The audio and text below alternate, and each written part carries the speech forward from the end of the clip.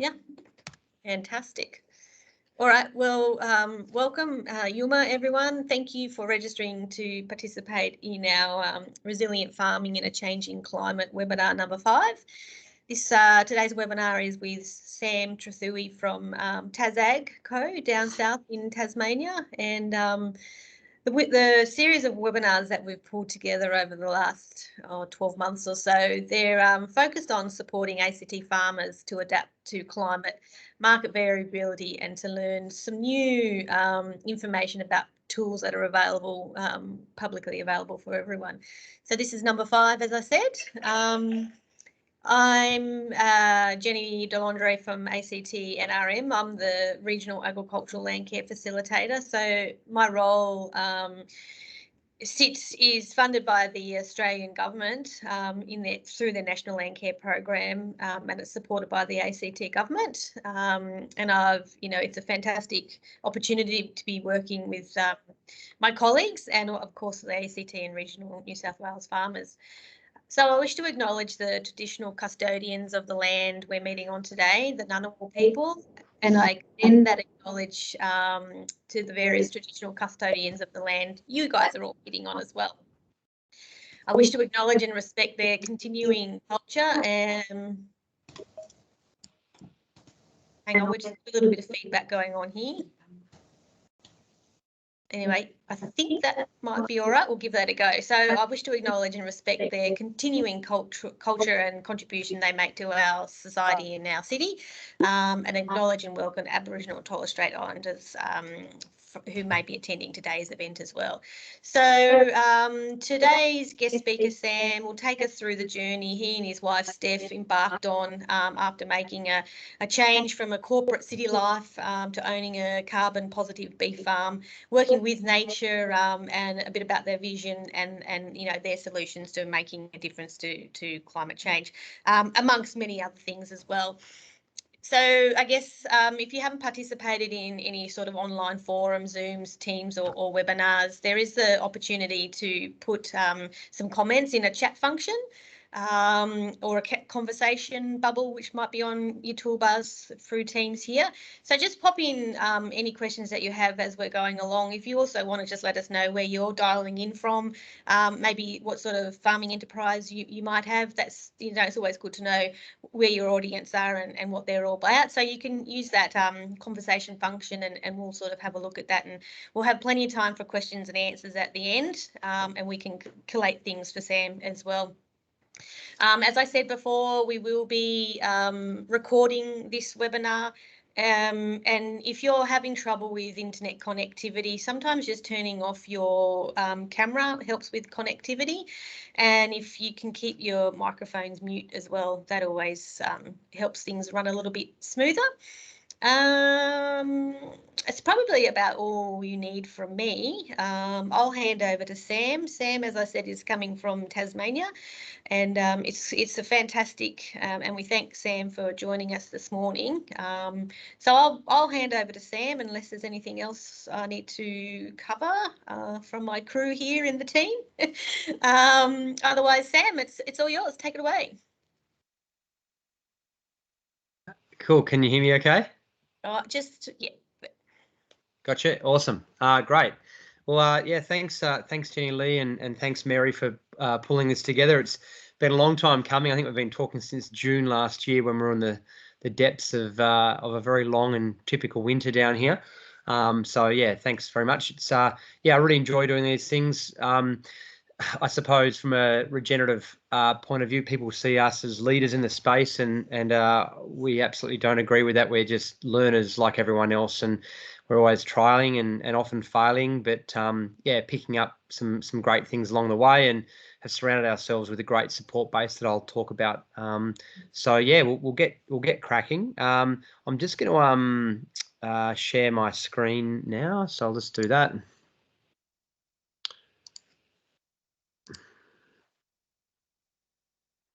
Okay. So I presume can everyone see that? I can't see anyone. So for yep, that's all good, Sam. We can see that. It's your first slide there. Couple of bulls. Yep, awesome. Thank you. Great. So I just thought what we'll do with this presentation is I'll just whip through, the basics of who we are, what we do, why we're doing it. I'll touch on some marketing, which has been a big part of what we do. And then, I really want to kind of whip through as many kind of your questions as I can, and maybe that gets moderated. I'm happy for Mary or Jenny Lee to flick them through, or I don't know if they get on the chat box. I can just kind of go through them. Also happy any that are come through afterwards or that I can't answer. Maybe I can do another one. I do one of these just to a camera, or just type some answers back to some people afterwards. So happy to help out as much as possible. So we'll get going. It's really annoying noise every time someone enters the lobby. I don't know why. Sorry. All right, so we'll get so a little bit about our operation.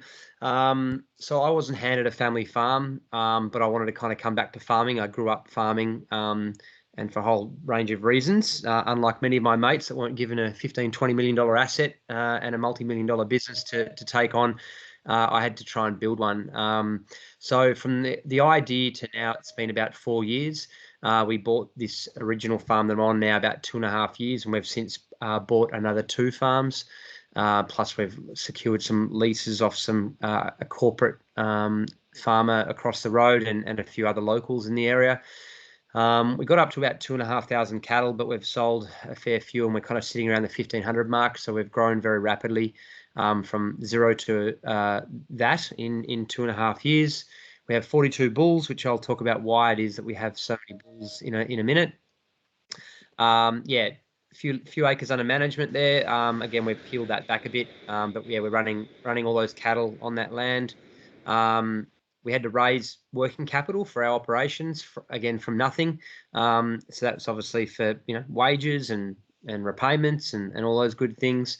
We had to obviously put a bit of debt into the business with machinery and whatnot, which we found some really great partners. It was interesting at the start.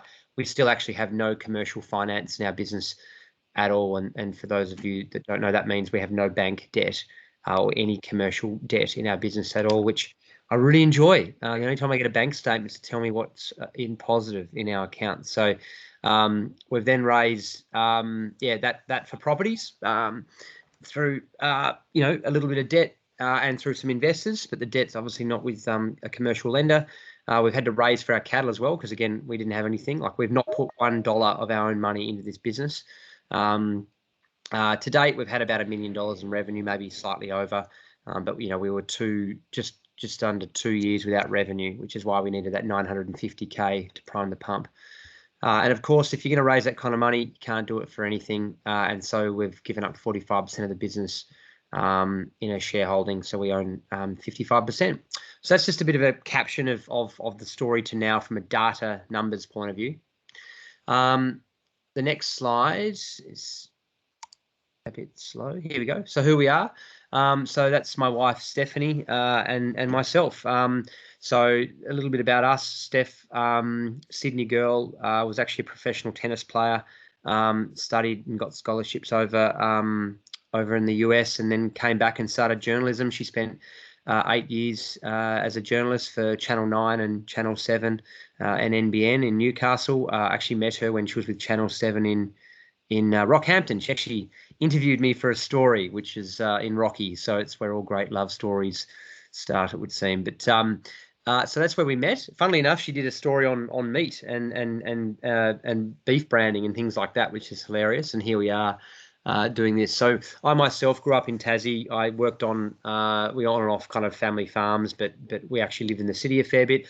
Then I spent most of my adult life traveling around the world working on farms all over the world. And then, not by no coincidence, by design, I've worked on purpose lots of different farms because I wanted to learn how our agricultural sector works. We often, get stuck in our silos where we just work on beef or sheep and beef or sheep and crop. But, I've done everything from macadamias through to a bit of dairy, crocodile, northern beef, southern beef, very, very different sectors, superfine wool, cropping, fodder, some horticulture. So, yeah, I suppose when you work in those different sectors, you start to see what's very similar amongst all of our own little silos, but also what we can learn from others. And then to wrap up, I worked in corporate, did a bit of time in agri-politics and corporate agribusiness, and also we actually set up the first Agtech Accelerator program in Australia, and raised a venture capital fund, or assisted a venture capital fund those startups. So that's where I got to know about setting up businesses and seeing other entrepreneurs follow their dreams and investment structures and so on. And I got, I was getting, to my that age where I thought, if I don't jump now, I won't. Maybe I won't ever. And no kids at the time, but now I've got 2, and we thought, let's have a crack. And so you can start to see how we've pulled what we've pulled together. So that's who we are. Where we are, just so you're aware, is right smack bang in central northern Tasmania. So we get about 1 metre of rainfall a year. We in between Launceston and Devonport. Our soils, my neighbours regularly remind me, although they don't realise they do, they regularly remind me that I've got to keep running a very efficient beef business, given the variety of crops that grow around us. We could have spuds in the ground next door, kale, there could be broccoli, there could be poppies, pyrethrum. We've got 50% of Australia's blackberry production on either side of us. So the soil is good stuff. We say you can grow babies in it. And beef has traditionally been a low returning commodity when you compare it to those higher input, higher output industries. So we've got to keep running a pretty efficient operation. We're paying between $8,500 and $10,000 an acre here for land. But as I said, great soils, and we rely on a very reliable westerly weather system, which still gives us that average. So we've been here for 3 years now, and we've received, the first year was actually only 700 mils, but the last 2 have been pretty close to our average. So I'm spent long enough farming up the eastern seaboard. I'm petrified by that easterly weather system. It's obviously a good season for most at the moment, but it's becoming increasingly variable due to climate change. So that was why I wanted to move away from that weather system, and not having been handed a family asset, I could choose where I wanted to get going, and here we are. What we do, so we are a regenerative beef operation at the moment. How we're about to set up a chicken operation as well, quite a large size one that's going to follow the cattle. So that is what we do. We grow beef. We actually do something quite interesting, which I'll talk about a bit, with how we breed our cattle. But that's essentially, I suppose, what we do. We manage our soils first and foremost. We then manage our pastures first and foremost. As for how we convert that fodder into protein, comes down to our chosen business model, which is beef. But given our environment here, we can grow a lot of beef really, really well. Tasmanian beef's got a great reputation, and it's no surprise we have optimal beef growing conditions down here. With those conditions, ruminants actually optimally operate at about 17 degrees. The rumination process is actually a very hot process, so they actually prefer 17 degrees as their perfect temperature. We've had 1 day above 30 here this summer. Alternatively, in winter we get about 60 frosts. So and being in Canberra or ACT, you know all about frost. So we do get quite cold, but it means that those cattle don't get heat stress, and they don't stand around in cool spots under trees not eating. The more they eat, the more they put on weight. I digress. So how we do it. So likewise, I said I had no money when I started. So I was looking at all these startups that were very clever at raising capital or something without owning the underlying asset. And I looked at the cattle operation, and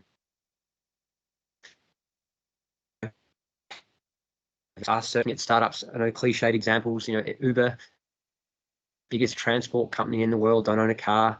Airbnb, biggest accommodation company in the world, don't own a bed. So how could I be, the biggest, or a big beef producer and not own a cow? At the time, we looked to dairies, and dairies don't want 50% of their calves. They're little boy calves.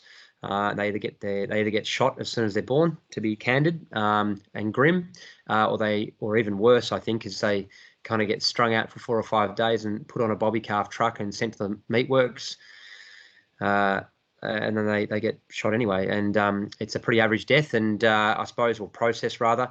So we thought, well, how can we provide dairies with a high value bull that produces a a product that I can pivot from being a waste product into a high value product. So all those cattle that you see there, many of them are Frisian cross or crossbred, crossies they call them in the dairy industry, with a red Wagyu bull, which have up to 20% higher growth than a black Wagyu.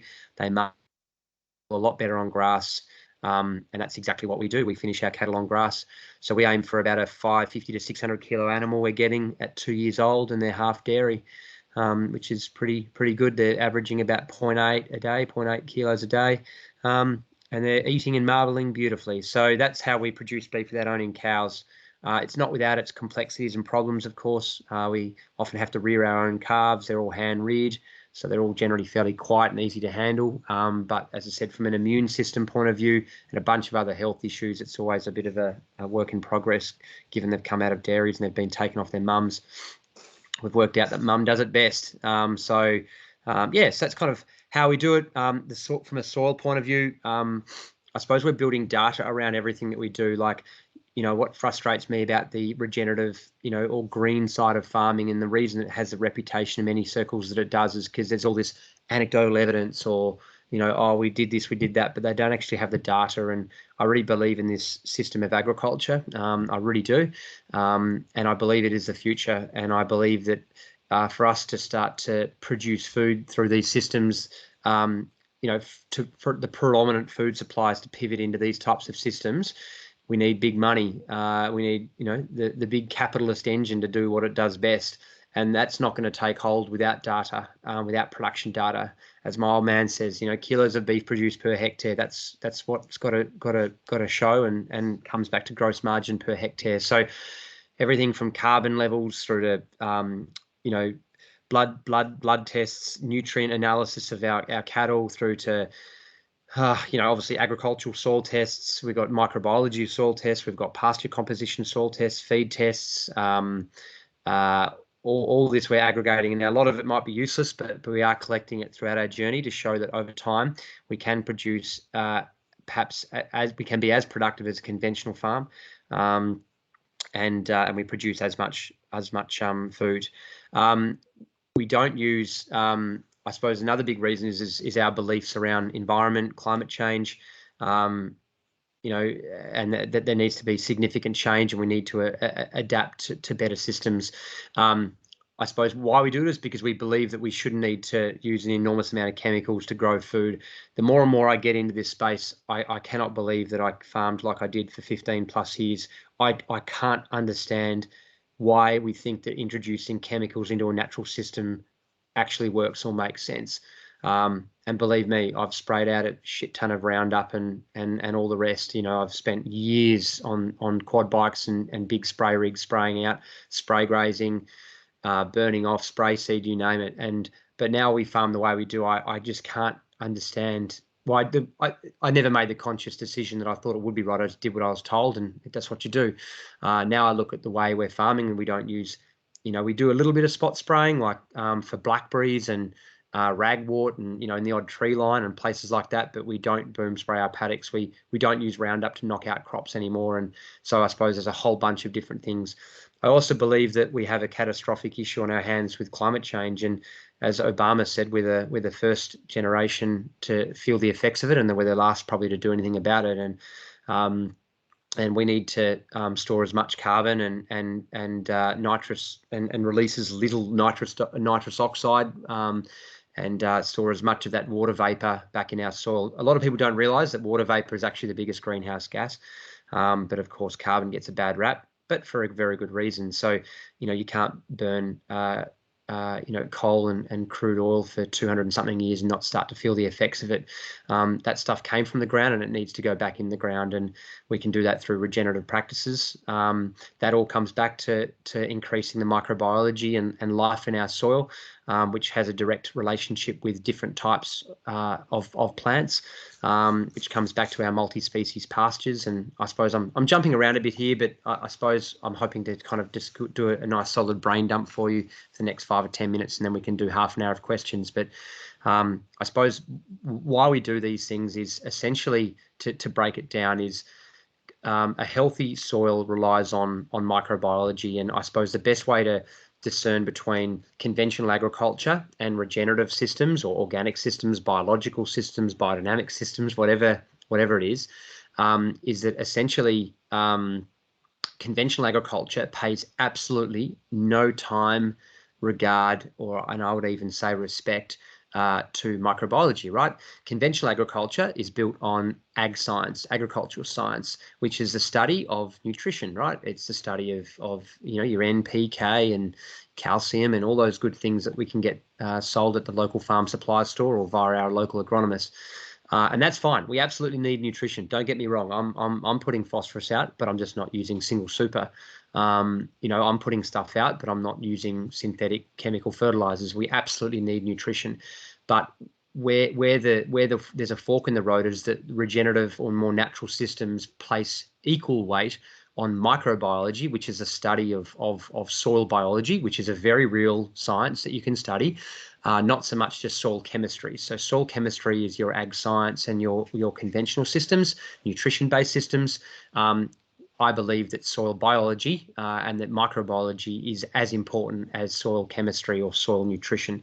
And that's where there starts to be a big fork in the road. And it's very difficult for a conventional kind of minded person to argue with that.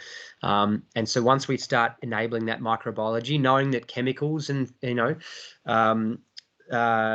I've had a mental sulfuric acid, which is what's in single super, which is mixed with rock phosphate to create single super. You go pour sulfuric acid into biology and see what it does. We also know Roundup was registered as an antibiotic before it was. They worked that it blocked the shikimate pathway and it knocked out anything with the shikimate pathway, like plants.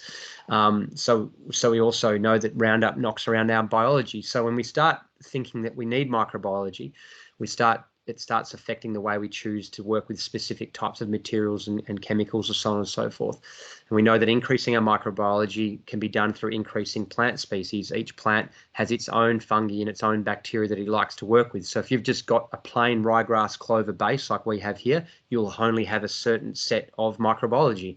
We need diversity in our system. We need diversity of plants, diversity of animals, and diversity of microbiology. So once we start introducing other species to our pastures now, and we've got up to 23 species in our pastures in some paddocks, we then get an increase of diversity of microbiology. If we have an increase and a diverse microbiology, population, they then digest and consume, organic material like, trash or if you mulch or, cattle tread down weeds or whatever it may be. They then consume that and microbiology is what turns organic material into organic matter, which is carbon.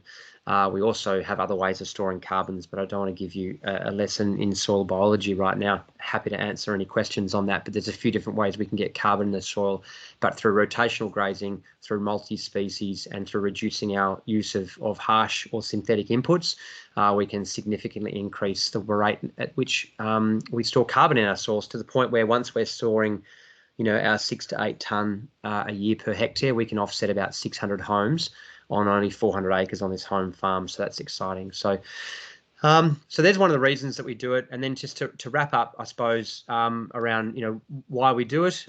Sorry, I got a little ahead of myself. Is that we also wanted to offer consumers food that we could prove through data has a net positive impact on the environment. And this is where the marketing piece comes into play. Is this is kind of marketing jargon, but they talk about B2C and B2B businesses, right? So I don't know, Monsanto, as an example, is a B2B business, right? They don't sell to a consumer. They sell to Nutrien or Elders or Landmark, who are then in turn really, I suppose, don't worry about it. But that's a B2B business. They sell business to business. And B2C is business to consumer, right? So that's like Apple. Apple, they do sell B2B, but a big part of their business is selling to consumers. They buy phones and laptops or whatever, right? So we worked out that in the beef space, there was actually really no many B2C brands. They're all B2B brands. So, Cape Grim, as much as many people have heard of the Cape Grim Tasmanian brand, is really Cape Grim only has a relationship with chefs and butchers and things like that, and that consumers don't have a relationship with that beef brand. So we felt what an opportunity, given there's a lot of interest in food and in planetary health, and and we're seeing our farming system has only been, the one that we're using now has only been around since World War One. Like, we've got to remember, it's only, in the whole scheme of the world's history and of humans that have been around for many, tens of thousands of years, hundreds of thousands of years, is that we've only been using this farming system for 80 years. And we're already seeing the planetary cost, the environmental cost, but more importantly, I believe the human health costs. Like, are we living longer? Or are we dying slower? So I think there's some pretty major questions to ask there. And I'm slightly digressing, but my grandparents are in their late 80s, and if you ask them how many people did they know in their 30s and 40s that had cancer, they could not tell you. There wouldn't be one, right? Now, of course, there are other illnesses, and they had other issues and whatnot. But I know, two people that have got kids with cancer, which was never ever heard of back in their day, showing symptoms that have never been seen before in their generation. So there are some very, very big questions that I think that we should all be asking around human health and the effects of our food system, because it's the only one thing that the developed world has in common, is the way that we produce food. And I'm digressing. So I think wrapping all of that up into a brand and articulating that to consumers in a really sexy, digestible, short, exciting way. And if you haven't seen our website and some of our videos, that's what we're trying to do, and we're making great progress with that, with our brands. We're about to build this new egg brand, and that's just the start. So that's kind of why we're doing it.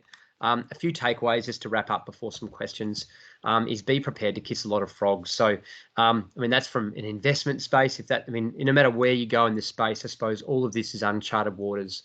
Much of what we're doing, and the regenerative piece, it's a lonely road. I can't go to my local farm supply store and ask them what to do or what to put on. They just do not understand my farming system. But fortunately, just on that, dad gets frustrated because he was doing a lot of this stuff 20, 30, 40 years ago, but he didn't stick with it, or he didn't get it quite right. And that's because he just didn't have, I think, the internet. I've got WhatsApp groups with regenerative people all around the country. We talk, we share. Hey, I was just yesterday, a guy was, hey, what should I do about this? And he's farming on the north coast of New South Wales. He's also got a very large farm out in Western Queensland. So there's a great amount of support and advice. But the reality of it is, locally, at the pub, it's a lonely road. I really believe regenerative agriculture is the future. I've touched on that. I'm not going to harp on that. I have very good farms I have very good friends that still farm conventionally, and we still produce an enormous amount of food like that. It's an important, very important system. But I think, in 20 years, we'll all look back and we'll think, God, what on earth we were thinking? We really buggered up for those 70 years. But fortunately, pre the 20th century and hopefully, into this kind of next decade or two, we start to kind of farm like we used to farm, which was very sustainable. And then just lastly, your mind is all that stands in between you and your goals and change. I know that sounds a bit kind of cliche and wanky, but when it comes to this regenerative stuff, your mind is by far the biggest shift that you're going to have to change. The farm's easy. The farm will, in 3 years, we've taken, they used to put 300 units of nitrogen on this place twice a year. And when I came here, in my typical fashion, I pulled the rug out from underneath it and went cold turkey, and I was the talk of the region. The farm just fell flat on its face. But fortunately, there's a guy that had been on the farm for 38 years. He's still working with us. This was his second job back in the 80s, I think it was, when he started on this farm. He can't believe the farm. It's holding its own. It's producing as much feed as it ever did, and we're putting on nowhere near the inputs that we used to put on. And so his mind has changed. He was on our little landline story. So the way we look at solving problems, you used to just go ring your agronomist and they'd solve it for you. Just go kill something. Just go grab a bloody tin of, whatever, and go nuke those weeds or whatever it may have been. You start to think about things differently. Well, hang on. Why are we only growing dock thistle and normal thistle? What is it about those two weeds that Mother Nature prefers over any other weed? Because I guarantee there's lots of other weed seeds in that soil. But why is it that those two weeds are growing? I guarantee there's radish, or there's lamb's ear, or there's sorrel and all those other weed seeds there, but she's growing dock and she's growing thistle. So instead of just killing them, let's read our landscape. What is it about those? Well, they've both got big tap roots, and maybe Mother Nature needs a tap root. And when you've got crappy little shallow systems, root systems like ryegrass and clover, yeah, there is no diversity. There is no tap root. So maybe we need to put some tap roots in. Lo and behold, we go cover the place with chicory and tillage radish and other things with giant tap roots. And what happens? They go absolutely bananas. They've just taken off. The place is covered in chicory and tillage radish and other introduced species that we've put in the farm. Why? Because, you know, again, those two thistles also tell me that we have bacterially dominant soils, which is when you nuke the place with nitrogen like we have and spray it with 2,4-D and MCPA every year, you create a bacterially dominant soil. Fungi can't live in those types of conditions. So we then need to bring back the balance onto the fungi, but also perhaps in the short term, because it is bacterially dominant, we put some species in that can handle that. So it's about reading our landscapes and working, you know, with things as opposed to just going, oh, thistles, they're ugly, you know, nothing eats them, just spray them, you know, and just start to work with Mother Nature a bit. And yeah, anyway, I think that's my little presentation. I just had a bit of a fun thing here. These were professional photos that we had taken, and the cameraman caught quite a funny little action shot there. But anyway, I hope. So that's over to you guys. I'll just stop sharing my screen, and I hope I've got a few questions lined up. Yeah, Sam, sure do. It's we just turn this down again. It's great to hear all that, and I could definitely sit and listen and talk to you all day long. And it's, you know, like, I think we're moving towards the point where that lonely road down the regenerative agricultural farming is getting a little bit more of a crowd. So hopefully you're not going down there too long by yourself, and, you know, we'll be just a general conversation in the pub one day. So thank you for everything that you've talked about today. So I'll just run through a few of the questions. There are a few here. We've got one from Max. Great to hear that you've moved away from Roundup and stuff for blackberries. Some people have used fenced goats effectively. So if you want to make a comment about that at all. Oh, yeah, I've thought about that. I'd love to do that. I suppose, you know, we've got 2.5 staff. I'm already doing a 70, 80-hour work week. We're a large scale kind of commercial beef operation, and there's a lot of great things that we could do if we had the time to, you know, and we're all single or 2-wire electric around here. You know, so goats are like Dorpers. There's only 2 ways to keep them in, either with a 6-foot brick wall or a rifle, they say. So, you know, I would love to have little sections of the farm being able to. It just comes back to time, and I suppose that's the great thing about regenerative, is it's a bit forgiving, you know, because we are almost organic really, but we do spot spraying. The cattle don't consume those areas, and I don't like doing it, but we've got to keep it down, and one day perhaps we can get to a point where, you know, we can be moving a herd of goats around doing that stuff, or I know you can borrow them, but we don't even have yards for that stuff. So I suppose it's just, at the moment, it's just a convenience thing. I suppose for me, sorry, just to wrap up on that point, is it's a bit of a 1%er. And I remember, you know, you go to these farming workshop days that we've all gone to, and everyone's focusing on 1%ers. And that's great. If you've been running your farm for 10 or 15 years and you can start focusing on 1%ers, there's the things that create the gross margin. But for us, as my old man says, like, we need to get the 10%ers right, you know, like we're still getting our cattle yards built and stuff. So yeah, but I take your point. I love it, and I'd love to do that one day.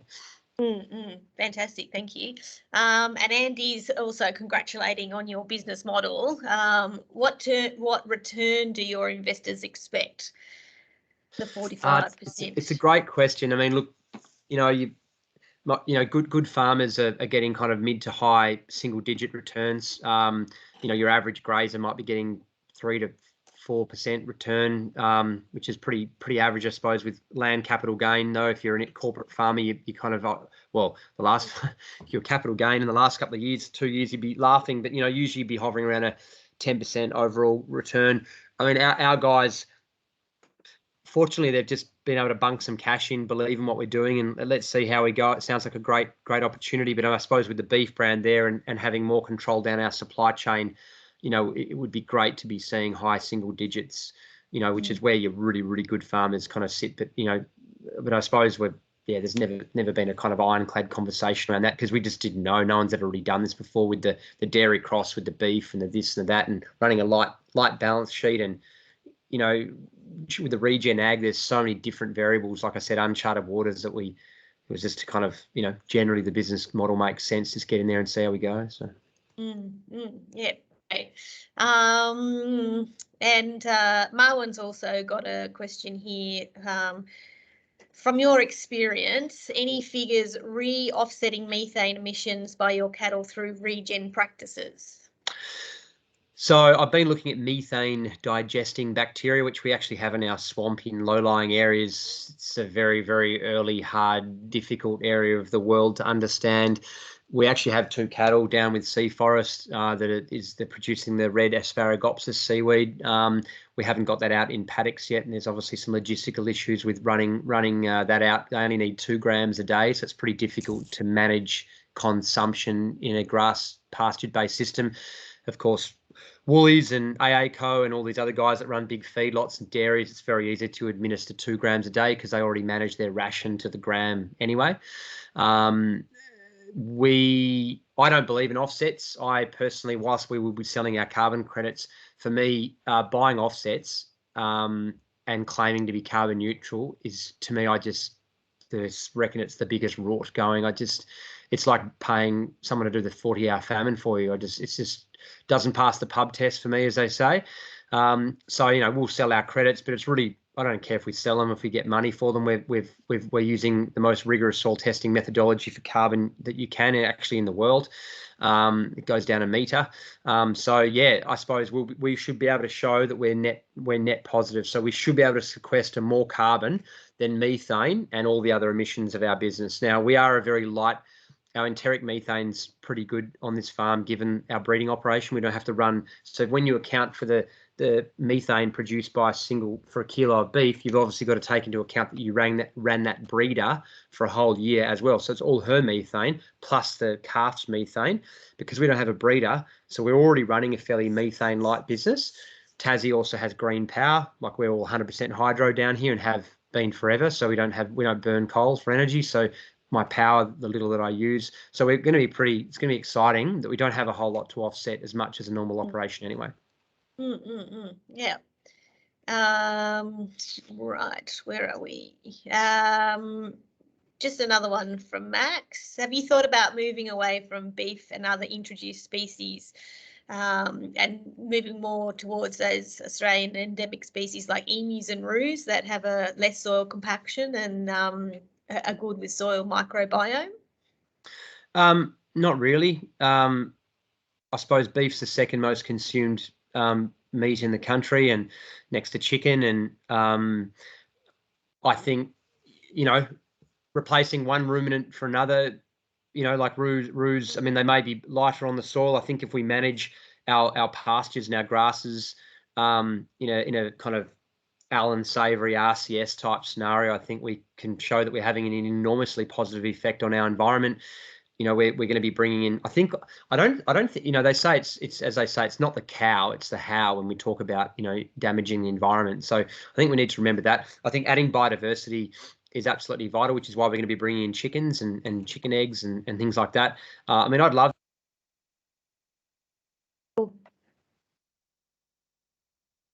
Hang on, Sam, you've just dropped out. You've just muted yourself there, I think. I don't know how. Yep, there you go. Sorry, where did I drop off? Maybe go back 5 or 10 words. Yeah, so I mean, I like the idea of the native stuff. Of course, I do. You know, it fits in, but I think, you know, practically, like the emu market must be pretty small. I don't know if you can even buy that. Like, you know, and then processing and the supply chain marketing. I think we just need to, you know, I suppose as much as we're quite trying to farm with the environment, there's a point in time where we need to farm with the economy, really. But, you know, we could look at some stuff down the track as well. Yeah. And given that you have been able to pick the best soils and rainfall, what advice would you give people in those more marginal soils on the eastern side of the mainland? I think, you know, I've worked for some amazing farmers up the eastern seaboard, and, you know, increasing your carbon, increasing your water holding capacity, your microbiology, no matter what soils you're on. Unfortunately, it can be difficult to measure, and it takes years. And I suppose in our very modern day management kind of mechanical mind, as Charles Massey would call it, we live in a society and a culture where we feed off instant gratification. And, there's no doubt about it. You go chuck out, a couple of 100 units of nitrogen, and within 55 days, she's like it's a good drug, like it's good stuff. You go and nuke the joint with Roundup or spray seed, you see it within hours. Roundup, you see it within days. Like, we live in this society where we, it's good. We could see the result. And unfortunately, it takes, depending on where you live, if you're in Northern Australia, it takes you 5 years to see big carbon results because of the volatility and fluctuation in seasons, quality of soils. And so it just takes time. So I suppose, work with what you've got, and there's a lot of amazing people. RCS, if you're in a grazing operation, I mean, God, look at what some of their farmers have done over the last 15, 20 years in some of the most marginal country in the world. It's incredible. So it comes back to getting this full of all the right information, surrounding yourself with the right people that are doing some incredible stuff, and building that soil health and seeing the results. And I mean, you're not going to be able to run, 32 DSC per hectare, 28 DSC per hectare like we do. But you'd be able to run a lot more than what you are, and therefore bring your gross margin per hectare up. Yeah. Alrighty. We've still got time for a few more, so I'll ask a couple more. So Ken wants to know, what impact do you see your regenerative practices have had on your animal health?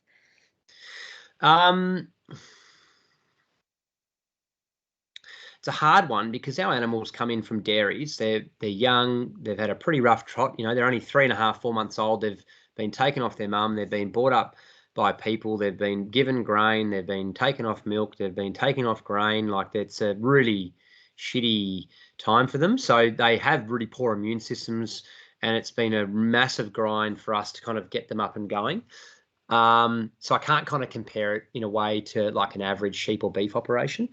To be completely honest, Ken, at this point in time, not a lot, like, I'm not going to sit here and fill you full of what about our regens, this and that. At this point in time, we haven't seen major differences in the animal health of our animals. Now, we are very excited and hopeful that we will in time.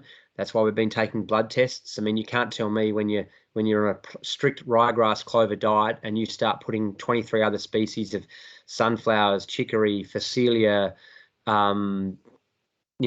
oats and tillage radish and green globe turnip and crimson clover and all these other phalaris and cocksfoot and all these other things we're putting in there, and the cattle absolutely love it. They will always eat multi-species before they eat. They have to go back and eat the ryegrass and clover. You can't tell me, and we know that from feed tests that those species have different, trace element mineral compositions. That doesn't impact their health. It has to. It does when you and I, if you and I just ate bread versus a diverse diet, we know what that does. So our blood tests are coming. As far as measurable returns yet, we haven't got a control group yet. We actually have just started a research trial with the Department of Ag and the Tasmanian Institute of Agriculture, which is Tassie's a bit different down here. They've got a really great culture like that with this Tas Institute of Ag. So we're actually going to be feeding cattle biochar, 2 to 3 grams of biochar a day for their life, to see the change in enteric methane, to see the change in soil carbon health, and a whole bunch of other stuff. So that will be interesting, and that's starting in 3 weeks. So that'll be kind of cool. Does sound interesting. So just want to be really open and transparent with people around this stuff. So yeah, good. Thanks, Sam. Oh, sorry, I will butt in. The flavour of the meat is distinctly different. Consumers, butchers, restaurateurs, chefs have all said that the meat, butchers are saying some of the best butchers, we've had the best butchers in Melbourne, 2 or 3 of them, and chefs down here saying they've never tasted meat quite like it. So that flavour is absolutely carrying, that the diversity of their diet is absolutely carrying through into the meat. I would imagine so, with all those vegetables, the variety of species that they're growing on. John's got a question. What's your stocking density? Thanks, John. 28 to 30 DSC per hectare. You know, our mobs are 200, 300 head, you know, and they'll be I suppose at the moment we've just taken on all these farms. None of the fencing's perfect. The paddocks are between 1.8 hectares and 5 hectares. So therefore, if it's a 5 hectare paddock, they might do 2 or 3 days, 2.5 days. If it's a 1.82 hectare paddock, just 1 day. Excuse me, depending on the farm and where it is and grass species and stuff. So, but yeah, it's daily, every day. We've got 3 farms. We've got 2, 4, 5, 6, 7 mobs. So yeah. Definitely keeping you busy there. Yeah. What are the inputs you are using? So chicken manure, we bring that in from chicken farms, high in phosphorus. So what had happened, the vendor that we bought off, and with all due respect to him, was using all that nitrogen. That was on one of the 3 farms. And I suppose when you use that amount of nitrogen, the place may look good, but it's actually masking a lot of deficiencies. And our phosphorus was down to like 3 parts per million. So that was another reason why it fell flat on its face, because we took it off the wonder drug and it didn't have anything else to rely on. So yeah, chicken manure is high in P with a nice amount of nitrogen. But I suppose this is what we need to remember is that the chemical or water soluble fertilizers, they're very harsh. Like they'll obviously knock your microbiome around, but they're that instant like whack. It's like heroin, it's straight. Bang, off she goes. Phosphorus single super is locked up 6 weeks if it's not used. So you get 6 weeks of use out of it, and then it's locked up. Unless you've got high mycorrhizal fungi to unlock that phosphorus sitting in your soil. So a normal agricultural soil test will only have, I sound like a tinfoil hat here, but is it by design? A normal agricultural soil test will only have what's available to the plant. Well, guess what? We can sell you some more stuff. But if you actually get a full comprehensive soil test done at an independent lab, it'll actually have what's there, but it's available. And through increasing our microbiology, we can make that available, because that's exactly what microbiology do. The plants feed the microbiology sugars, which is carbon. So it separates carbon dioxide. It creates root exudates. It's called glomalin. It's a grey sticky substance, and they pump that into the soil, which is liquid carbon, liquid sugar. It feeds it to the microbes. The microbes say thanks very much, and they unlock nutrients available for those plants, right? And that's why plants have their own little teams of specific microbiology that work for them. And so therefore, whenever we do put fert on, it's a nice, soft, organic-based fertilizer that stuff can digest and deal with and swallow and make use of, right? And therefore we're getting a nice long sustained release of this stuff. So we've used rock phosphate, we've used the chicken manure. There's a lot of industries down here, we can get like spent mark, which comes from pyrethrum and poppies. It's all the like poppy seed meal. It's all the husks from poppy seeds. So that's got its own nutrient composition. So that does not very high in phosphorus though. So we'll mix that with rock phosphate and spread that. None of these are particularly expensive. Adds organic matter as well, carbon. So they're the types of things that we use. And to wrap that up, we do not as much as we would like. We're going to start using more worm juice and other liquid fertilizers which go onto the plant, and we spray them in the morning. Why? Because that's when the stomata are open. The stomata are like little skin pores on the back of any leaf, and I suppose it's a direct inject. When you put a granular fertilizer, it's got a water soluble melt down. You lose some to the atmospheric gases like nitrogen, nitrous oxide.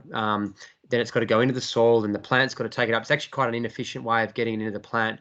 Whereas when you spray liquid fert on a plant, depending when and how you spray it, it'll go straight into the plant. It's just like an injection, and we all know about those at the moment.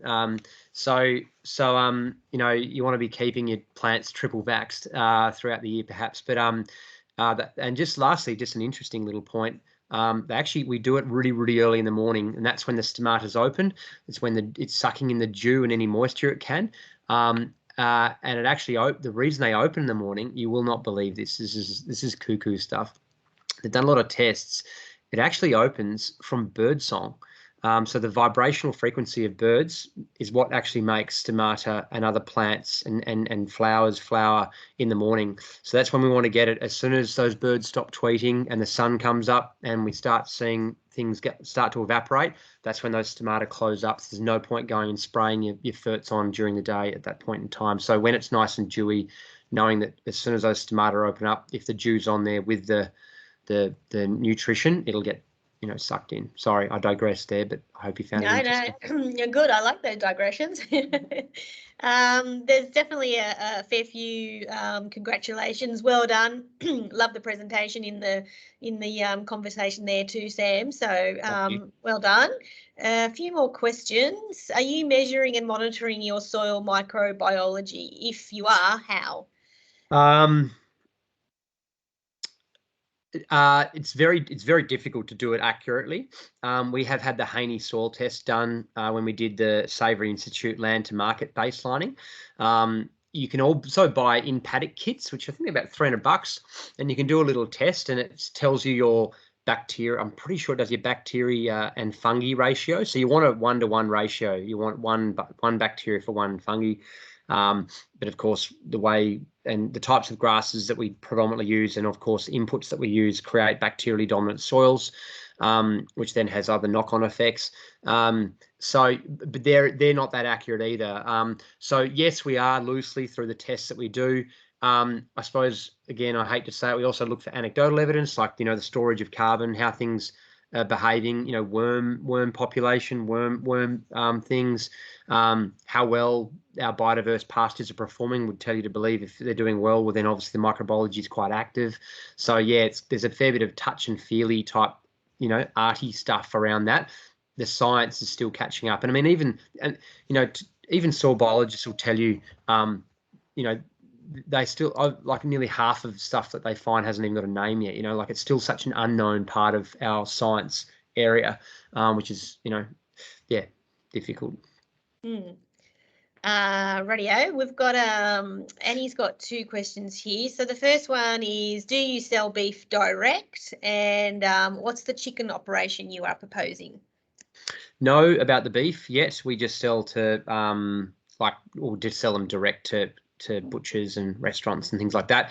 We've had a few issues in our supply chain that we're working on at the moment. Not issues, but just things we're trying to iron out so we can go direct and give us that flexibility. Chickens, we're looking at doing chicken eggs. So, the Joel Salatin-esque type kind of scenario. If any of you don't know Joel Salatin, I recommend you go buy his 9 books or at least watch some of his YouTube clips. He's done an amazing job at taking a lot of the permaculture principles that were developed in the 70s and turn them into like more of an animal agriculture kind of based system where everything is interlinked and related to through Mother Nature and the circle of life, so on and so forth.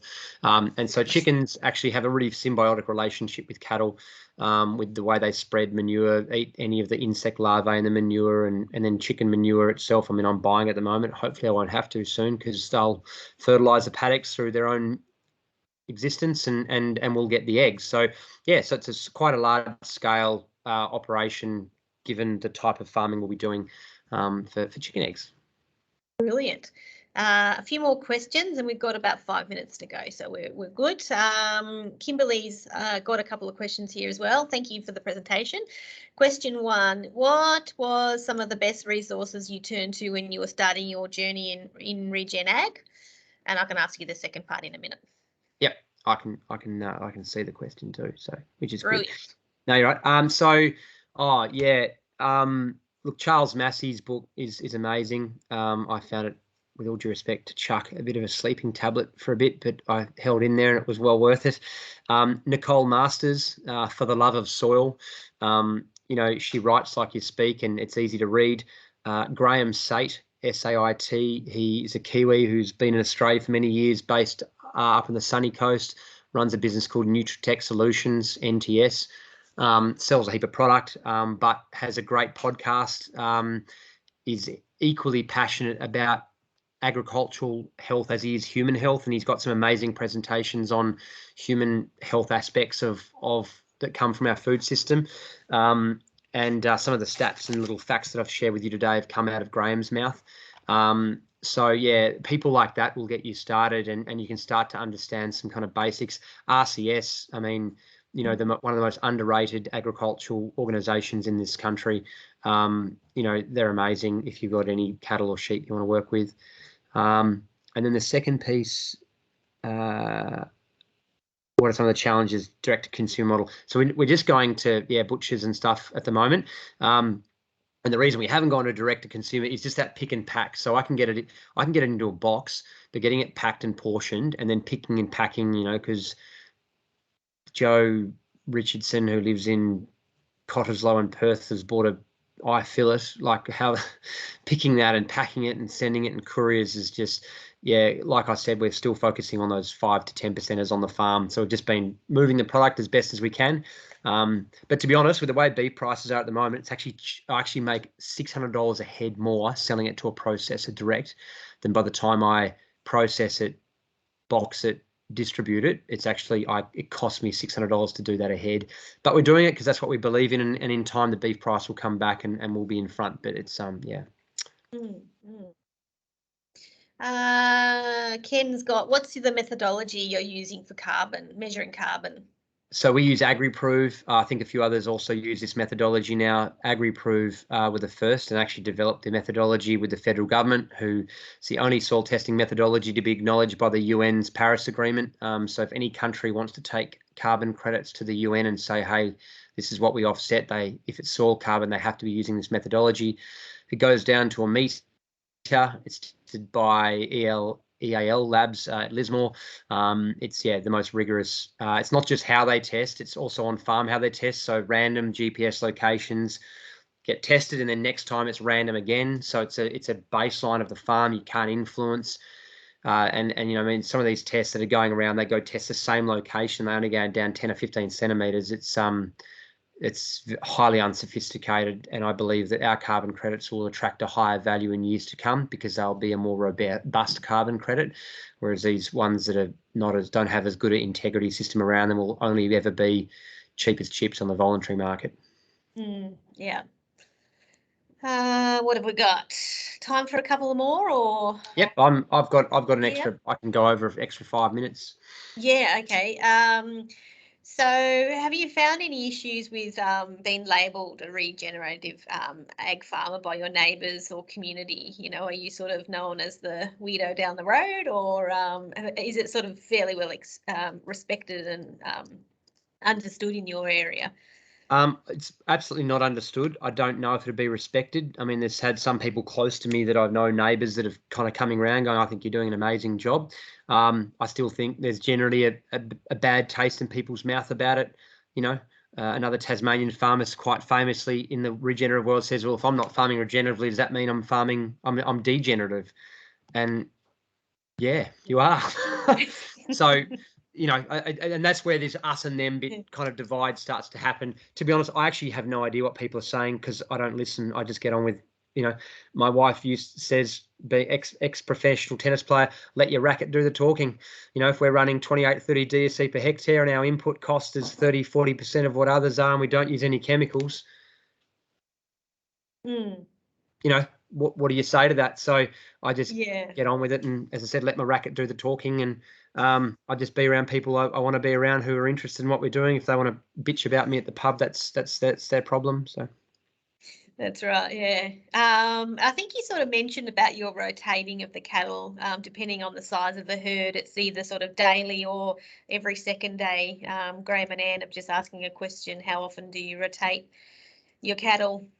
Yeah, every day, or depending on the paddock, every second day. So there's someone's got to be here every day. When you've got 6 mobs daily every second day, something's got to get moved. So we just do that. But I mean, more often than not, with paddocks that big, it's rock up, you know, open a tape gate. They know what the go is. You open it, and shut it behind them, and go home. You know, so it's not a very big part of our day. They're like kids in a candy shop, really, aren't they? Yeah, exactly. And you know, once a week they've got to get moved from one end of the farm to the other, and that's where we're building laneways and other things. So most of it's a one-man band, not me. I've got guys that help. So. So, you know, with your sort of paddock sizes and, like you said, your laneway, just going on a question that Marwan has here, as far as your biodiversity goes, are you sort of looking at or working with tree and shrub plantations in shelter belts or blocks, you know, down the laneway or your perimeter boundaries? Have you got any? Have you done any of those sorts of shelter belts, and have you got anything in the plans for those biodiversity? Yeah, absolutely. So we planted 1,000 trees last autumn. We're planting another, I suppose, 500 on this farm alone. So yeah, again, we've only been here 2.5 years, so just trying to get things up and going and fencing and stuff. But yeah, of course. I mean, on our farm, when you drive past our farm, you'd think you're in the south of France, or maybe middle of France or parts of the UK. Like, I think on this home farm, I reckon we've got 15 gums on 400 acres. They're all birch, oak, poplars. It looks like a postcard out of Europe. It's beautiful. It's the country that everyone drives past in between Devonport and Launceston and goes, oh my God, this is like, we've got hawthorn hedgerows and everything. So, which is great. But, you know, the locals' birds are like, what the hell do we do with this? So, so we're reintroducing a lot of, and all the, you know, the land care guys that we work with, it's not, you know, land care stuff I've done in the past, no disrespect to land care, but or tree plantations, there's like 1 or 2 species in big rows, you know, it's like, well, Mother Nature doesn't work like that. So the guy comes along, looks at what kind of species we've got, frost lines, water lines, and I think we've put in 15, 17 different shrubs, trees, species, all randomly plotted all over the place, swamp gums and wet spots and stuff. So yeah, really trying to kind of get a fair bit of that done, and we're keen to get some edible trees and plants for both humans and cattle down fence lanes and stuff in time. Yeah, beautiful. For sure. That's great. No, what have we got? So Diddy is asking a question. Oh, dung beetles. Did you have any? Do you use any dung beetles other than the natural ones, or? Of course. Yeah. No. And just on that tree question, I just thought too, also fencing off dams. So, you know, it's proven that stock don't put very good, you know, they don't put near the weight on if they're on dam water versus, you know, trough water. So fencing off our dams, turning them back into billabongs, planting them all out, reintroducing fish if we can, but just letting them be a little ecosystem for natural habitat and you know, fencing them off. Dung beetles, absolutely. So for those of you who don't know, Australia's native dung beetle species were actually suitable for sheep. They will digest sheep, which are obviously introduced species, but we have no native dung beetles in Australia that digest cattle dung. Of course, we've introduced them, which they're very effective here. So they're effective from kind of midsummer through to kind of middle to late winter. I'm actually hoping to be part of a trial. There's a new spring active dung beetle species that we're trying to introduce into Tasmania called the vaca that we're trying to get in now, which will give us a spring active, which is when you want it, because then you get your spring rains, getting down deep in the soil.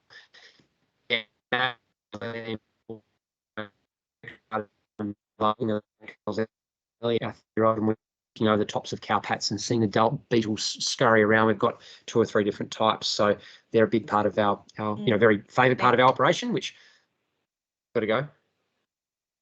No, you're right. You're just roboting a bit there. We've just got one more question here, if that's okay with everyone. Yep. This one comes from Annie. How would you go about practicing salad bowl paddocks in the Canberra area? Go for it. Just you need to get in touch with a local seed supplier or someone who knows your environment. And look, you know, salad bowl paddocks, let's keep it nice and simple, guys. Diversity, there's no silver bullet of this and that, and we use this and this. You got to have diversity. So you got your cereals, grasses, legumes, brassicas, and if you're lucky enough to find a few quinopods or chinopods, chuck a few of them in if you can get them. But it's those first 4. So you probably want 2 or 3 legumes, and then and you know, you don't want any more than 5% of brassicas in your mix. It doesn't really matter what they are. So there are, you know, there'll be, you know, chicory I should think will grow well up there. There'll be lots of things that you can grow that I can't, and vice versa. I have a slight problem with seed sales people because they just want to sell what they sell. I'm very lucky. I've got an independent guy who actually breeds his own seeds for seed companies and imports seed from all over the world. And he can do whatever I tell him to do. And he's spent his whole life devoted to seed, did his nuffield on seed. So very lucky to have him. So hopefully you can find someone But yeah, other farmers, and look, local seed people will know what does or doesn't grow, and then you just pick and choose what you want to do kind of here and there. Awesome. Well, there are a few more questions, so maybe that we'll get you to address those after, if that's okay, Sam. I think we could all sit here and ask you questions all day and listen to you talking. No, But yeah, look, thank you, Sam, and thank you everyone for sending your questions through. It's definitely by far the most questions we've had in our webinar series. So I think we've hit the nail on the head with the topic with this one.